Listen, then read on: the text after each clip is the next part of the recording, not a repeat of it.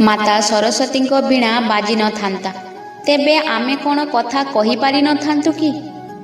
ଗରୁଡ଼ ପୁରାଣରେ କୁହାଯାଇଛି, ଜ୍ଞାନ ଛଡ଼ା ମଣିଷ ଜୀବନ ଅନ୍ଧକାର ସମାନ। ସୃଷ୍ଟିର ଆରମ୍ଭ ସମୟରେ ପୃଥିବୀ ଥିଲା ନୀରବ। ମଣିଷ ଥିଲେ କିନ୍ତୁ ତାଙ୍କ ମୁହଁରେ କଥା ନଥିଲା, ଭାବ ଥିଲା କିନ୍ତୁ ଶବ୍ଦ ନଥିଲା। ଗରୁଡ଼ ପୁରାଣ କହେ, ଏହି ନୀରବତା ଅଜ୍ଞାନର ଚିହ୍ନ ଥିଲା। ସେତେବେଳେ ବ୍ରହ୍ମାଦେବ ଭଗବାନ ବିଷ୍ଣୁଙ୍କୁ ପ୍ରାର୍ଥନା କଲେ ଏବଂ ସେହି କ୍ଷଣରେ ଜ୍ଞାନର ଦେବୀ ମାତା ସରସ୍ୱତୀ ପ୍ରକଟ ହେଲେ। ଧଳା ବସ୍ତ୍ରରେ ଶୁଦ୍ଧତା, ହାତରେ ବୀଣା, ଶବ୍ଦ ଓ ଚେତନାର ପ୍ରତୀକ।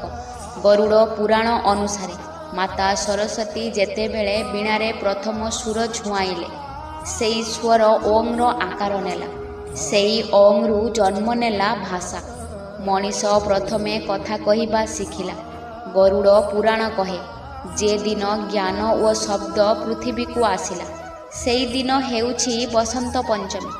ସେଥିପାଇଁ ଏହି ଦିନ ଜ୍ଞାନକୁ ପୂଜା କରାଯାଏ। ବହି କଲମ ବିଦ୍ୟାକୁ ମନ୍ଦିର ମାନାଯାଏ। ଗରୁଡ଼ ପୁରାଣ ଆହୁରି କହେ, ଯିଏ ଭୁଲ କଥା କହେ ତାଙ୍କର ଜ୍ଞାନ ନଷ୍ଟ ହୁଏ। ସେଥିପାଇଁ ମାତା ସରସ୍ୱତୀ ଆମକୁ ଶିଖାନ୍ତି, କଥା କୁହ କିନ୍ତୁ ସତ୍ୟ କୁହ, ଜ୍ଞାନ ରଖ କିନ୍ତୁ ଅହଙ୍କାର ଛାଡ଼। ଯେଉଁଠି ଜ୍ଞାନ ଅଛି ସେଠି ମୋକ୍ଷର ପଥ ଅଛି। ଆପଣମାନେ ମୋ ଚ୍ୟାନେଲରେ ପ୍ରତ୍ୟେକ ଦିନ କିଛି ନା କିଛି ଶିଖିବାକୁ ପାଇବେ। ତ ଫଲୋ ଆଉ ସବସ୍କ୍ରାଇବ୍ କରିବାକୁ ଜମାରୁ ଭୁଲିବେନି। ରାଧେ ରାଧେ।